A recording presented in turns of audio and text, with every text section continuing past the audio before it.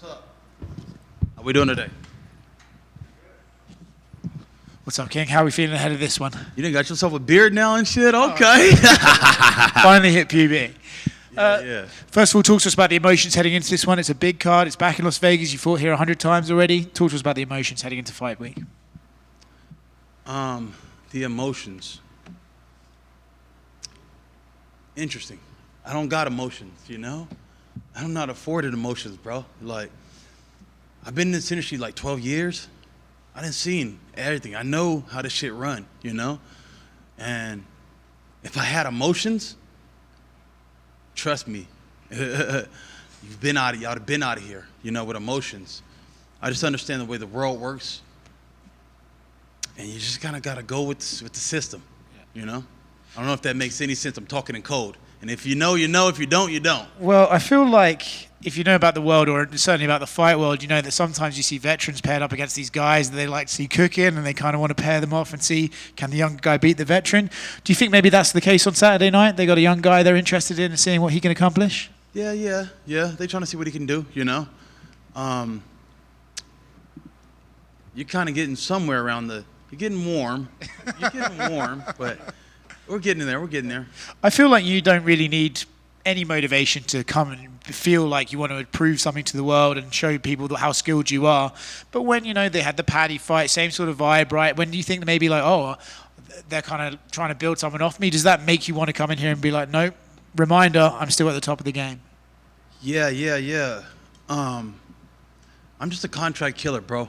I'd be at my house, you know, and they'll call me and say, hey, we got a contract for you. You know, go out there and fulfill your obligations. Do what you need to do. And that's all I'm doing, simply. Obviously, we've had the name change. King has been around for a while now, but, you know, it used to be Bobby King as the nickname Green. Do you have to get a new nickname now that your name is officially King? Are we going to be King Bobby Green now, or how do we make it work? I fucking don't know, bro. I don't fucking know. Be honest, it's like, I got into it with like a lot of dudes in my hood. And we was a bunch of black guys in a circle. And I go, hey guys. Because if you tell a black man he's not a king, he'll look at you crazy. He might even punch you in your face, you know? And we feel like we're naturally kings. And I'm like, I don't agree. I feel like if you're going to be a king, you got to have a castle, you know? Where's your castle if you're a king, you know? And so that's like, and they're like, oh, well, I have a house that I'm renting, you know? I'm like, no, that's not yours, you know? And even a mortgage, it's not yours until you own it. I know we got to still pay property taxes and they can still lose it, but blah, blah, blah. My name's on it and it's mine, okay? And so I own it. And so that's what I was explaining to them. Is like, hey, we're not kings until it takes certain things to be a king. First of all, you need to be good at heart, you know? A real good dude, real solid and truthful and honest. You're willing to help people and take care of a village. I took care of so many people, you know? Helped so many people. And then top of that is having that castle to show the people that I earned this, you know? And so that's the reason I'm changing my name. Is just, I want to do something different. And some people call me Bobby. Some people call me King. I don't give a fuck, bro. It's just like, it's just for shits and giggles. Who cares? I don't care. Not to get too deep on this, but you say about you take care of a lot of people and stuff like that. Sometimes we see in combat sports, you know, guys take care of everyone around them, and slowly but surely those people take advantage or they take it for granted. Do you ever have to stop yourself and be like, well, I want to look after these people because they're appreciative, but I have to make sure that I'm not ever giving too much to too many people? Yeah, exactly. It's a funny game with people, you know, especially when they think you got some money. You know, everybody got an issue, and you're the one that can fix it. And so it's a real funny game, and seeing between love and not love, and sometimes that's real hard to see. You think everybody loves you, but you start finding out as these roads get dark and stuff, you know, everyone's looking out for everyone else, you know? We're all looking out for ourselves. Best of luck on Saturday, man. There's a few in front of you. You made a lot of headlines when you were on that podcast defending Anthony Smith and just a lot of the veterans of this game. I'm just curious, do you feel like the fans in general, because I've asked this question to Cub Swanson, I asked this to Anthony, and you know, they say, you know, there's some fans that never watched the WEC. They never knew you were in Strikeforce. They don't know what King of the Cage is. They don't know any of these other promotions. Do you feel like the fans that maybe discovered this sport during the pandemic when it was the only thing going have done their proper research and like they respect the veterans of the game like yourself? Yeah. First of all, I was just trying to break that shit down to TJ. And I was like, TJ, you got, 23 fights? look how much his body's has failed him after 23. Imagine I got 50. This is my 51st. Anthony's like close to 60. You don't know what that walk is like, TJ, when we get that fucking far down, bro. You know? To keep doing this and chugging along, that's what my hat's off to Tony Ferguson, Nate Diaz, Jim Miller, those guys that are really fucking true fighters till the end. We fought the young, the new, the next version, the next generation, and the next generation, you know? So, like, some people, like, they look at us like, well, you're not champion, so I don't even know if I can even talk to you. And it's like, damn, you just overshadow so much. Like, you have no idea what it is to be those guys, you know?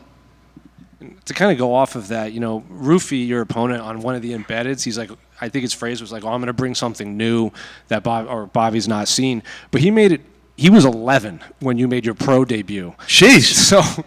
So do you think that's just like young fighters hear fighters say stuff like that and they think that's what they have to say? Because like realistically, what could a fighter like Mauricio Ruffy bring that you haven't seen inside of a cage? That's crazy. I was telling him the same thing. I'm going to show you something that you ain't seen. You know, I know you've seen my fights, but everyone will say, like, once they got in it with me, it was totally different, you know? It's different when we're getting into the actual fight, you know?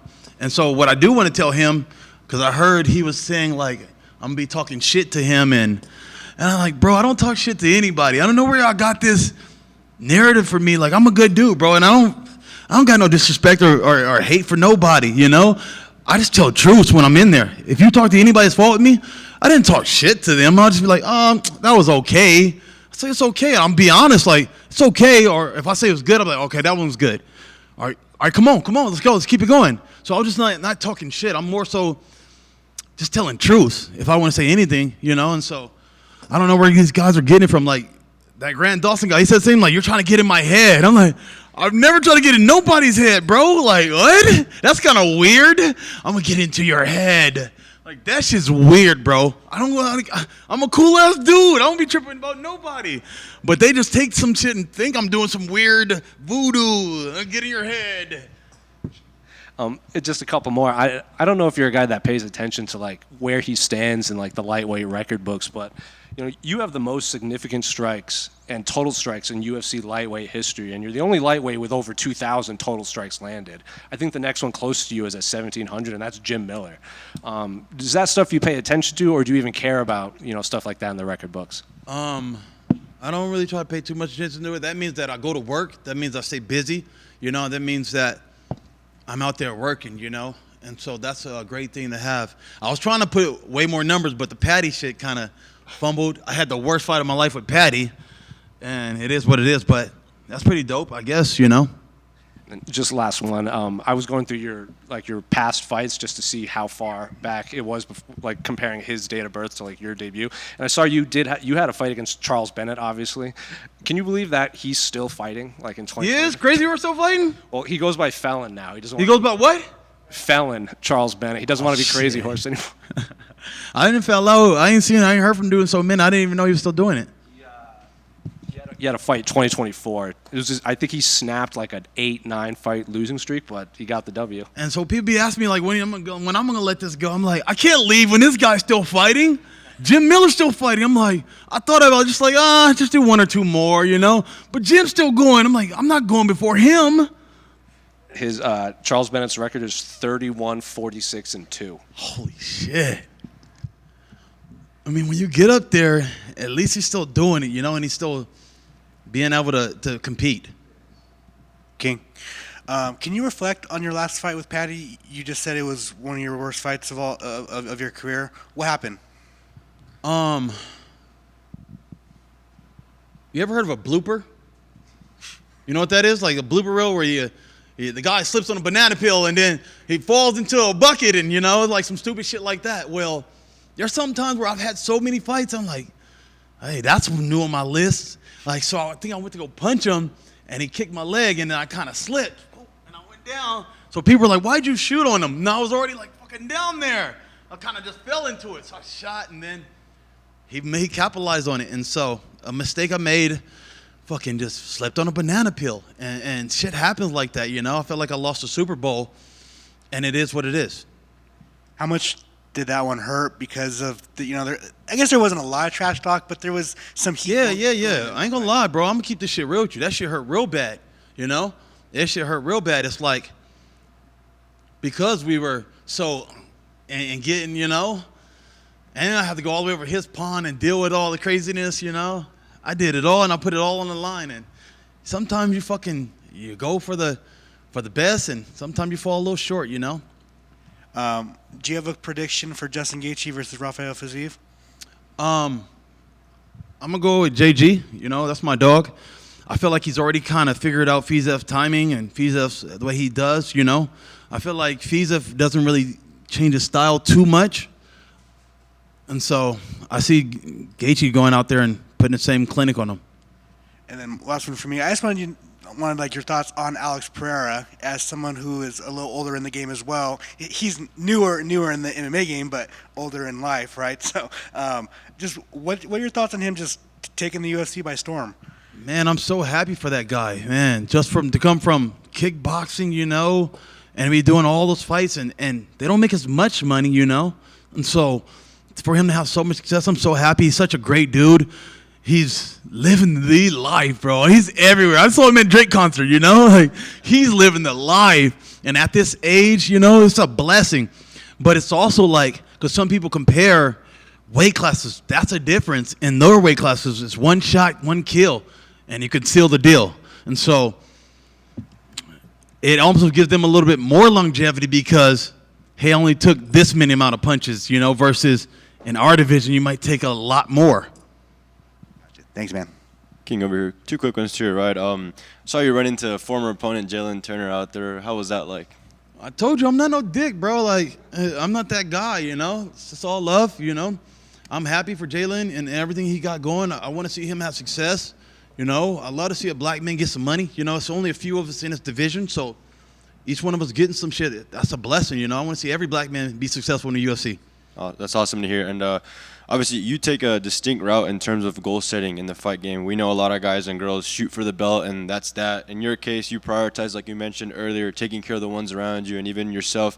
Was that the mentality you've always had when you first entered the game and picked up the gloves? And do you think we should see more professional athletes undertake this mentality that you go to? I don't know, bro. I'm from San Bernardino. I'm from where the broken are there, and so all we could think about is getting out of this hole, which is financial poverty, And so I don't know if I've been programmed this way or what from society, but that's all that's been my journey. It was to get us all up out of here, Get us up out of here, get us out of struggle, I don't like to see my friends or my family in pain or the struggle. So it's all about getting everybody and creating something that we all could kind of eat off of, or we all could kind of move off of, And what is left on King Green's bucket list? What's left on my bucket list? Okay, that's kind of interesting. It ain't shit to do with this shit. I'm gonna be honest with you. Like, I fight, but I fight to secure people's lives, I got all my kids at home. I'm running an apartment complex, getting ready to buy a club. Like, I'm doing all kind of things. I got 27 chickens. I'm working on farm stuff. Like, I got 1,000 things I'm doing. So those are things on my list to make sure that I seal the deal on all those things. That everything I set out to do, I did, Thank you. King over here.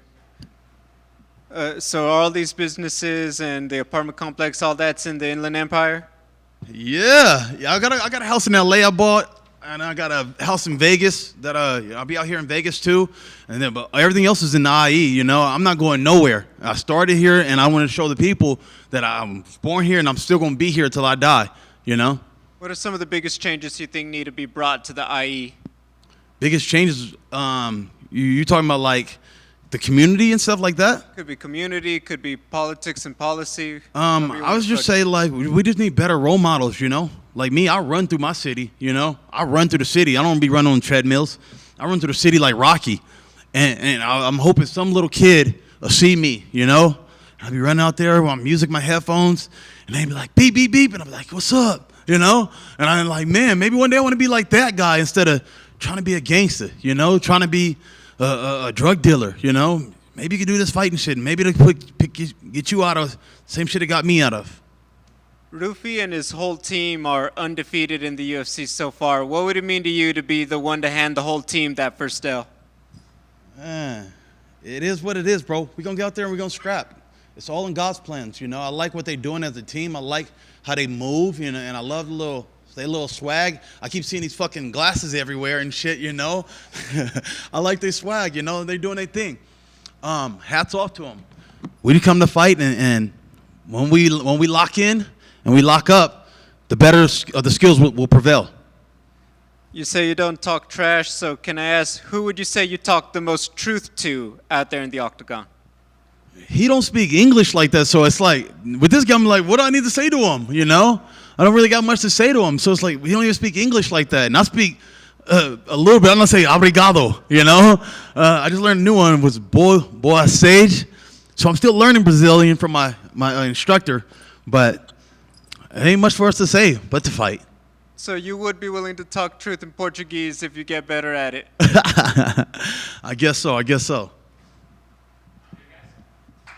right, thank you guys.